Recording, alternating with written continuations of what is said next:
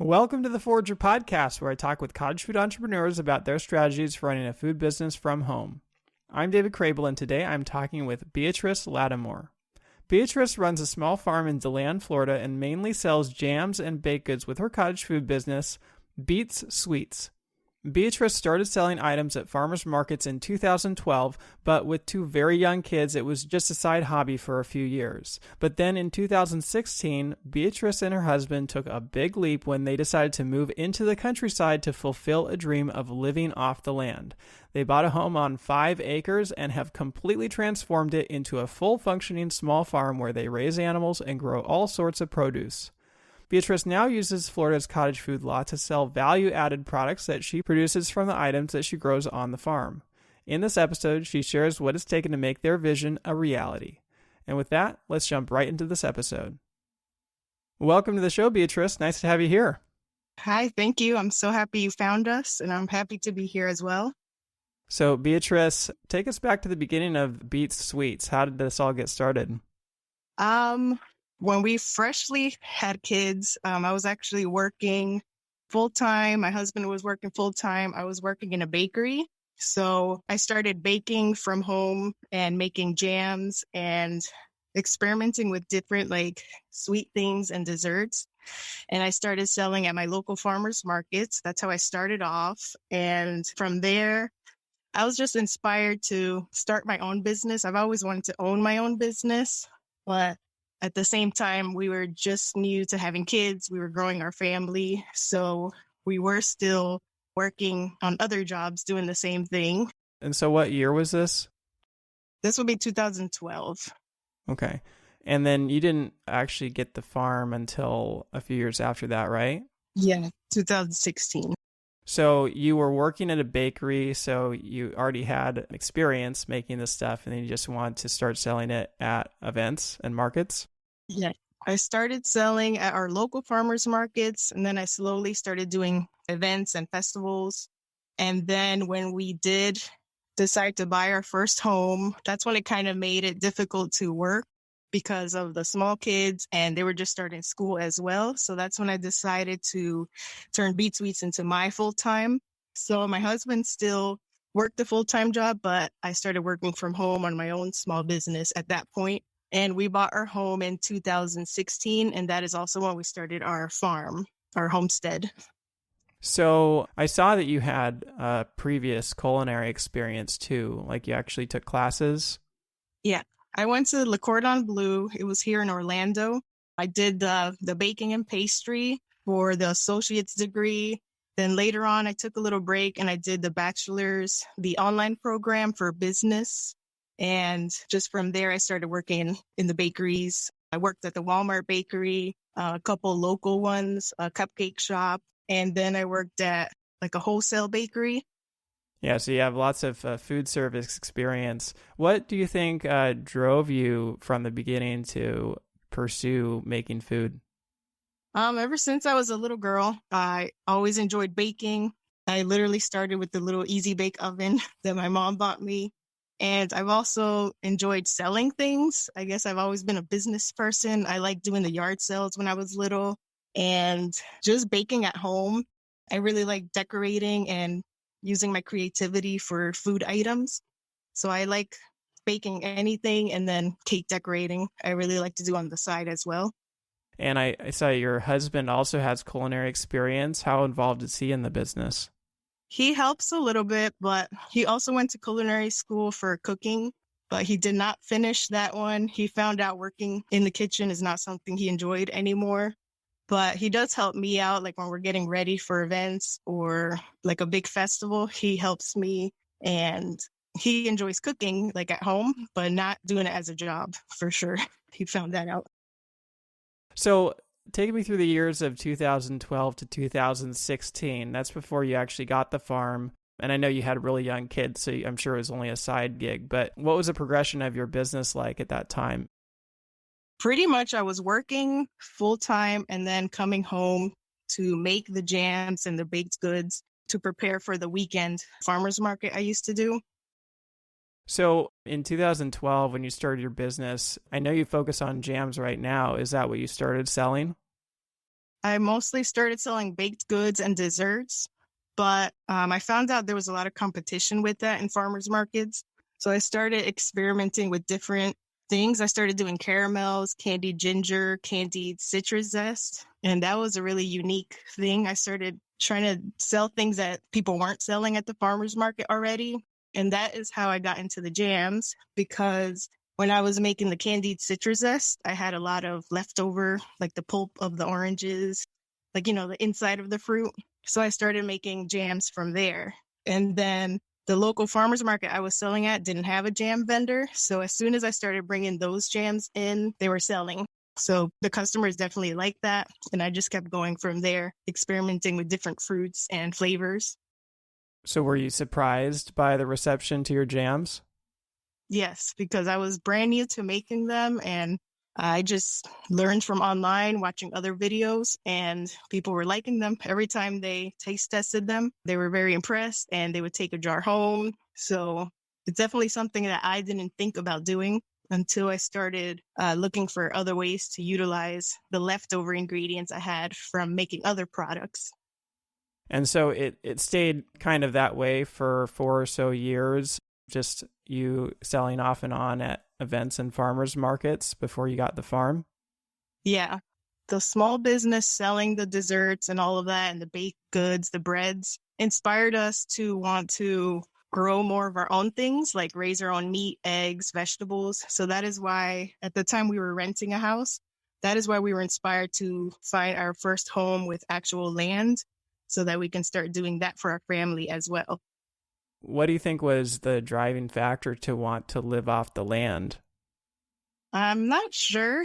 Everybody asks us what inspired us to do that.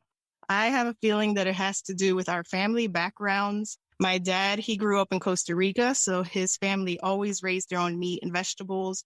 Same thing with my mom. She came from Puerto Rico, and she said over there, everybody worked as a community to raise their own meats and grow their own vegetables and feed their animals with their homegrown vegetables. So I think I've had it in my blood. My husband, same thing. His family was born here in Florida, but his grandma used to always do that, where when he lived with her, she used to always have fruit trees and raise some of their own meat. So even though we didn't grow up on a farm, we were inspired. It's always been in our blood. We'll be considered first-generation farmers here in Florida because none of our family actually has farmland here, but they've always done it in their hometown. And that's a big move to make, right? I mean, especially if you're not used to it. What was the process like for learning how to start a farm? What were you looking at in terms of property? It was very difficult to find a home with land that we would get approved as first home-time buyers. But we did eventually find the right realtor that helped us out with that. And pretty much we're 6 years in, we're still learning. It's very difficult to grow things here in Florida.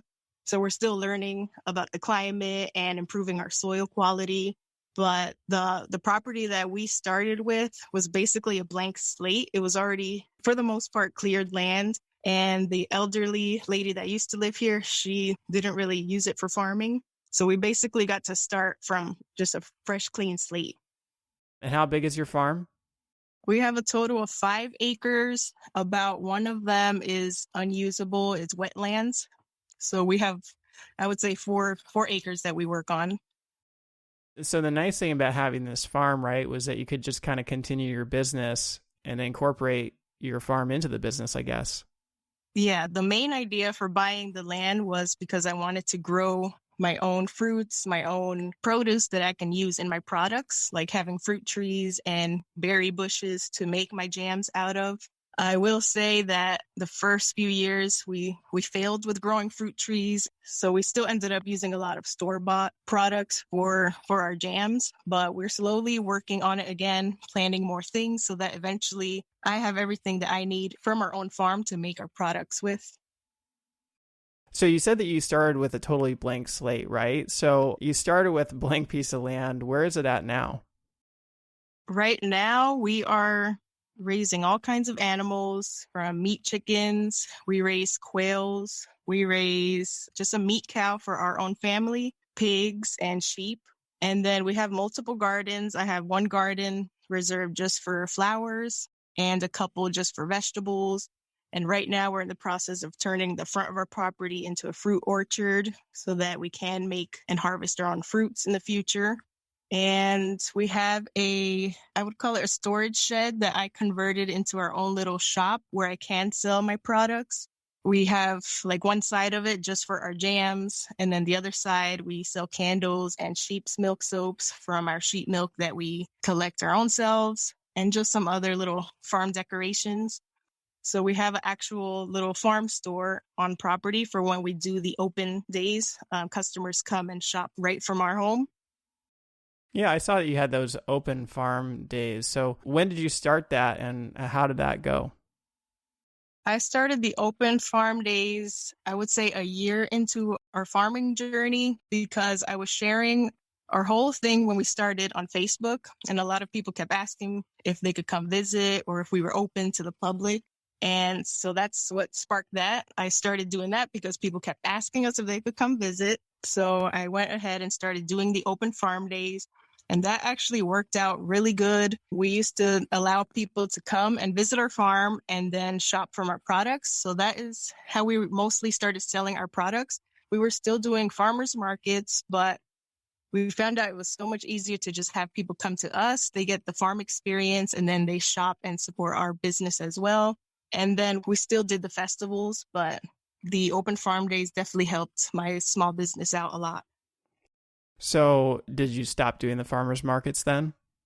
Yeah, I slowly started cutting out the farmers markets that we weren't doing too good in. Right now, we're actually going to start picking up a couple. There's one that just opened up close to us. It's very close to our house, so that's pretty much the only reason I'm going to try it out. And then we mostly just do the festivals that we do really good in. So like the annual festivals, there's a blueberry festival in Mount Dora. That's about 30 minutes from us, and we do really well there every year.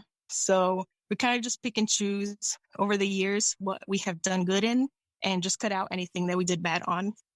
So obviously a blueberry festival, you're going to be bringing blueberry related items, but like for a generic festival, what do you find sells well?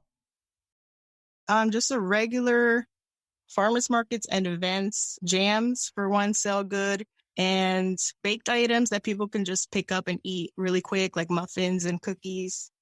Stuff like that seems to sell really fast in the beginning. And what are you pricing your products at? Our jams, I sell 3 different sizes. The 4-ounce jars, $4, 8-ounce jars, $6, and then the big 16-ounce jars. It ranges from $8 to $9, depending on what fruit is in it. And then the little like muffins and cookies, I price them around $2 or $3 each.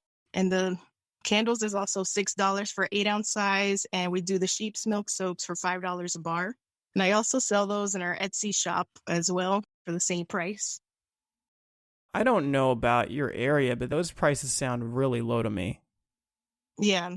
A lot of people say I should raise my prices, which I probably will soon because of the prices of everything. But I like to keep things affordable as well. There are people that sell things for really top dollar, and I feel like that's cutting out a lot of your customers. I like to keep things affordable so that more families can buy them and afford it. And I have found that I have a lot of repeat customers because of that as well, just because I'm more affordable to them. And then if I give them a deal on something one week, they come back to me like a month later and buy a bunch of gifts for me for Christmas. I find that we get a lot of repeat customers like that.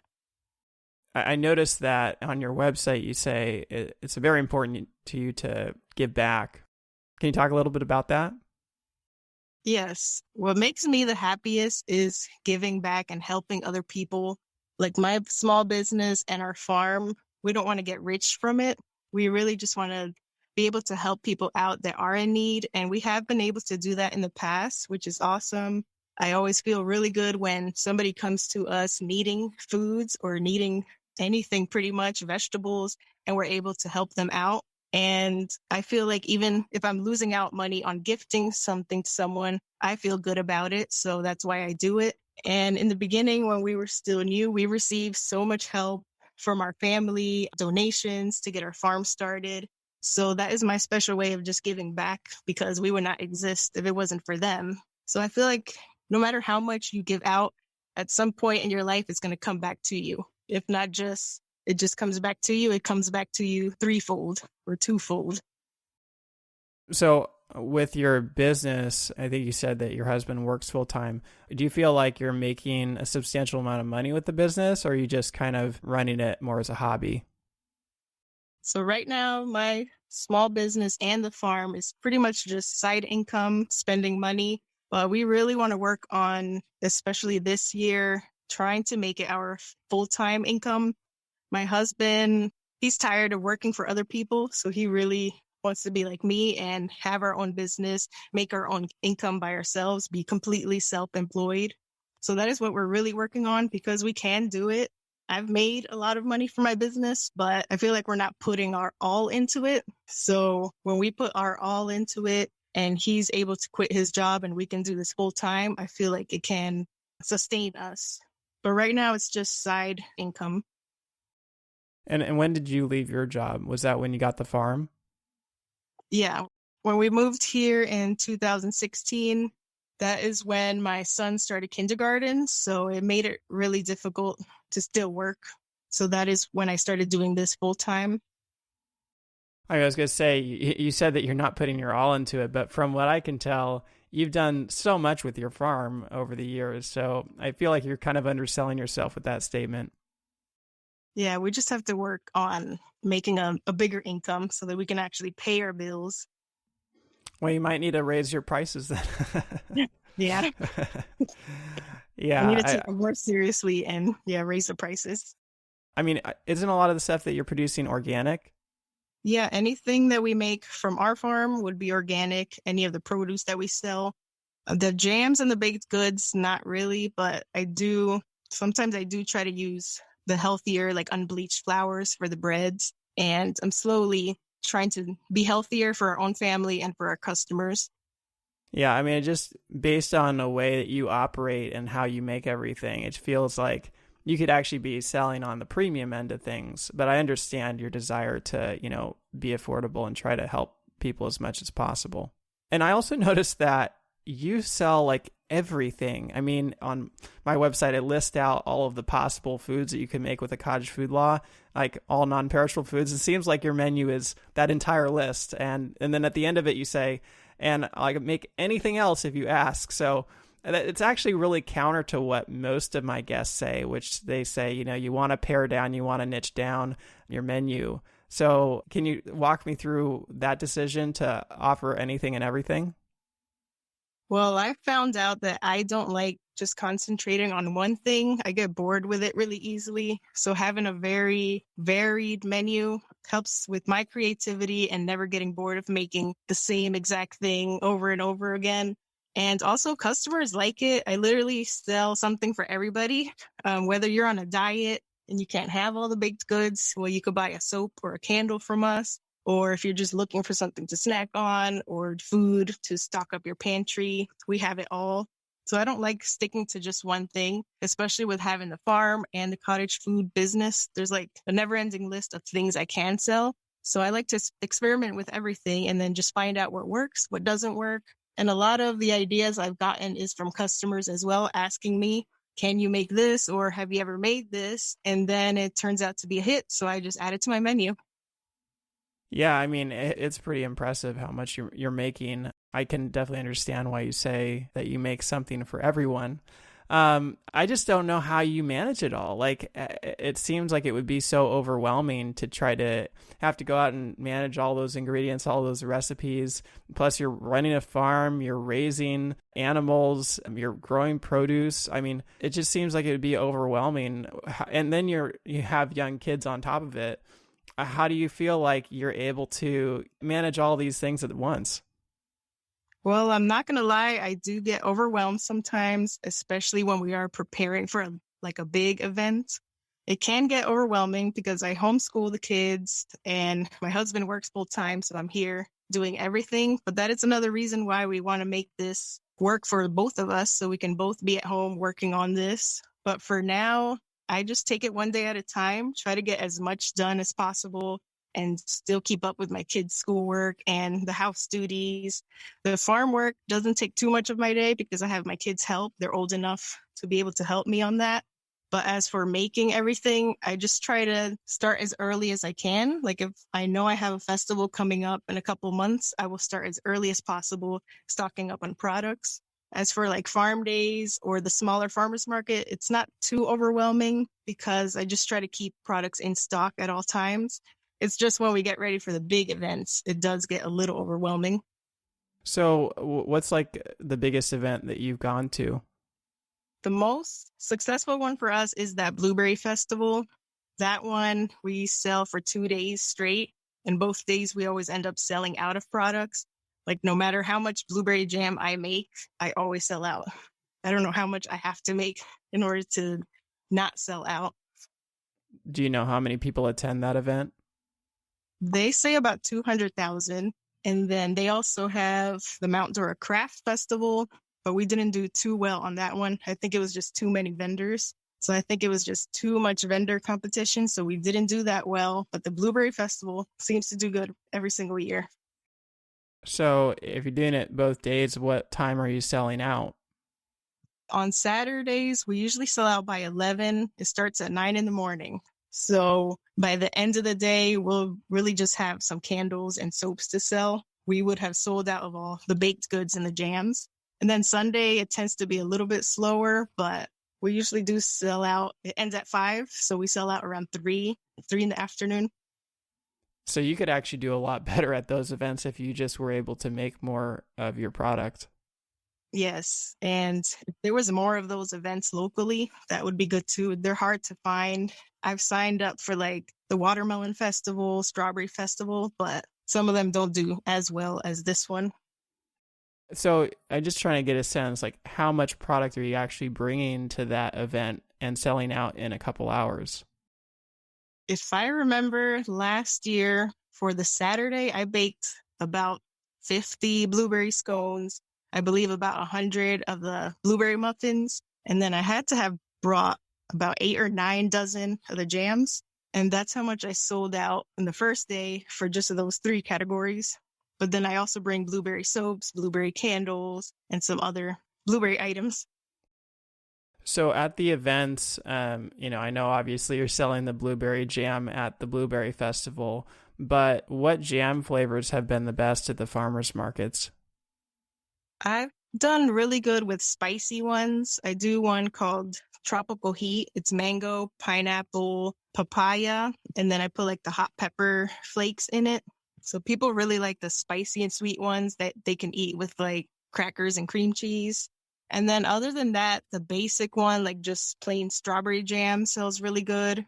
Usually people don't like trying the new flavors. So is there anything that you've brought to the market and it hasn't sold well and you just stopped selling it? Things like cupcakes, cake pops, for some reason, I don't do really good with it. People like the more rustic things, breads, and just the simple baked goods, and anything that reminds you of like homesteading and like a little cottage farm. I feel like people are more drawn to buying at the farmers markets and festivals like that. Not too much of the decorated, colorful things.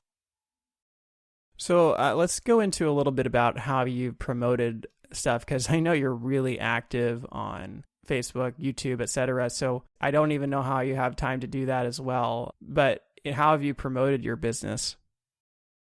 Facebook has been the number one way I promote things. I started sharing things from the very beginning on there. So people have kind of followed our story from the beginning. And I try to share everything on there, no matter what I'm doing. I am sharing it with them if I'm thinking about a new product or if we're doing something new on our farm. I'm always posting it on there. Instagram, I started not too long ago, so I've noticed I don't get too many views on that one. And YouTube, I also started about 2 years into our business journey and farming. So I try to stay as consistent as I can on there, but I'm still trying to reach my subscriber count on there so we can actually be monetized and earn money from that. But for now, Facebook has been number one. Whenever I'm doing an event, I post it on there as an event. I even paid for ads on Facebook before, and those have done really good. So I recommend that if you're not getting a lot of views. Actually, most people don't say that ads do well. So you've found success with it. Yes, in the beginning, when we first started our page, we used to get a lot of views, a lot of traffic to our Facebook page. And then I found over the years, for some reason, it just completely died down. So I started doing the ads every now and then, not too much. And I noticed I started getting views again, only on the ones I'm posting ads on, which kind of sucks. But when I do need a boost in views, I pay for the ads. And how much are you putting into the ads? Not too much, maybe $15. I don't put too much on that.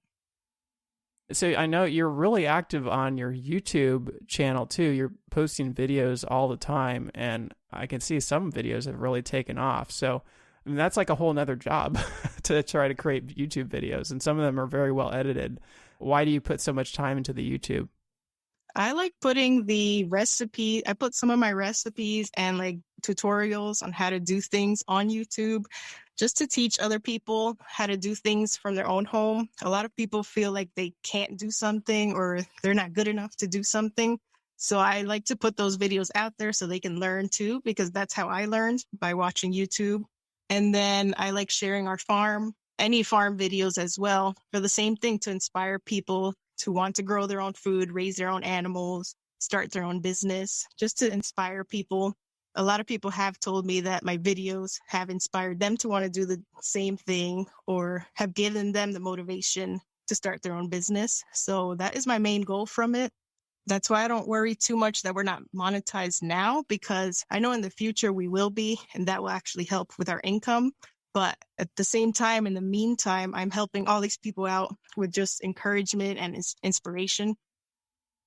Yeah, I did actually see a few of the videos, and I saw a comment where someone said that they delayed their business for the longest time until they saw your videos, and then that got them off their butt and actually out and got their license to start doing the same thing. So that's pretty cool. And you said that you are getting close to being able to monetize it, and I know you have to hit certain thresholds with YouTube to get to that point. How close are you to that?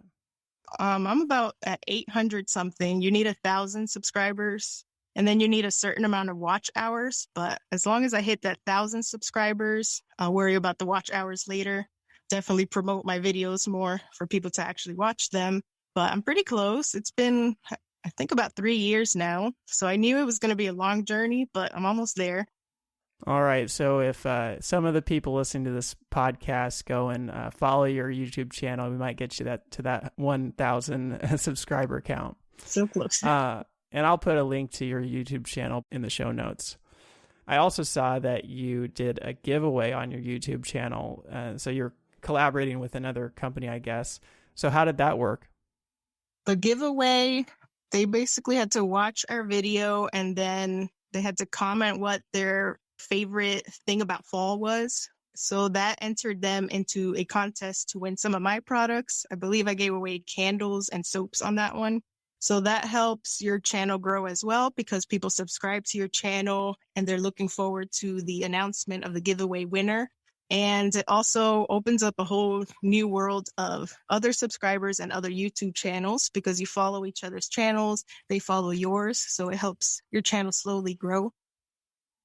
And then also on the publishing front, I see that you have an email newsletter as well. Has that been a really helpful tool for getting word out about what you're doing with the farm?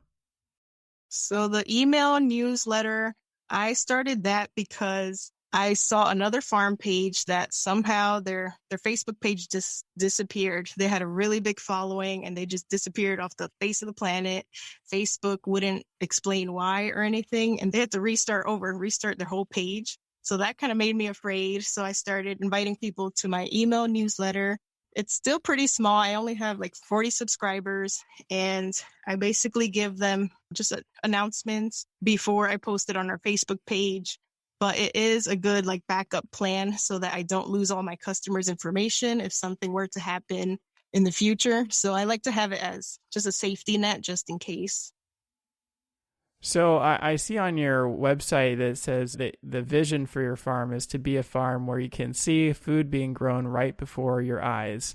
And you also said that last year, you and your husband determined that all of your goals had been met with the farm. Can you explain that? So we first started our farm just as a place where we can grow things for our own family. So kind of experimenting, growing herbs, vegetables, seeing the animals that we liked raising. So in 2021, we decided we wanted to serve more to the community. So we actually got our license to be able to process chickens and sell chicken eggs and whole chickens or any poultry to customers. We're slowly working on expanding our garden so that we can actually sell produce to people. That is something people are always looking for and asking us about. We just never have enough vegetables to share with them. So we're working on expanding on that. And slowly maybe even expand on offering more meats to the public. There are certain laws and things that we have to follow here in Florida, but eventually we'd like to offer lamb, pork, and beef to the public. But for now, the poultry is keeping us busy enough for that. And you mentioned earlier that you sell on Etsy. So can you talk a little bit about your Etsy shop and how that's gone? I've had an Etsy shop for a while. I actually sold like very random crafts and jewelry back in the beginning when I was way younger. But when we started the Beatz's Sweets, I couldn't sell food products on there in the beginning with the Florida cottage food law. So I sold my candles, soaps, and then farm decor. So that did good for a while. But I think it was 2021, Florida changed the cottage food law over here. And we're actually allowed to sell the food products online. So when I started listing the jams, caramels, candied ginger, things like that on Etsy, that's pretty much all I sell now. And that's been doing good. Yeah, well, I see you have hundreds of sales on there. So it looks like it's been pretty good. And yeah, it was last year that Florida passed the law, and they're one of the only states now that specifically says that it's allowed to not only sell online and ship, but ship anywhere in the nation. So you're really fortunate to be in one of the only states that has that so far. I was excited about that. And how was it in terms of getting started under the cottage food law? Because you're probably started when Florida's cottage food law was pretty new. It was pretty easy for me to start. They make it very simple as long as you follow the food categories that you're supposed to sell and avoid the ones you're not. And the labeling, I find it very simple. Like there's nothing to it. You don't need a special permit or anything. You can just start it right away. So that was the easiest route for us, as long as we stick to the things that we're allowed to sell, which I enjoy making the things that we're allowed to sell anyway. So it works out for our business. Did you, in your area, have to get some kind of license for the farm? I registered my farm with the county. And then for selling chicken, we did have to have an inspection of the processing area and all of that. So I know that you're trying to take this into being a full-time thing, and you said you wanted to do that this year, right?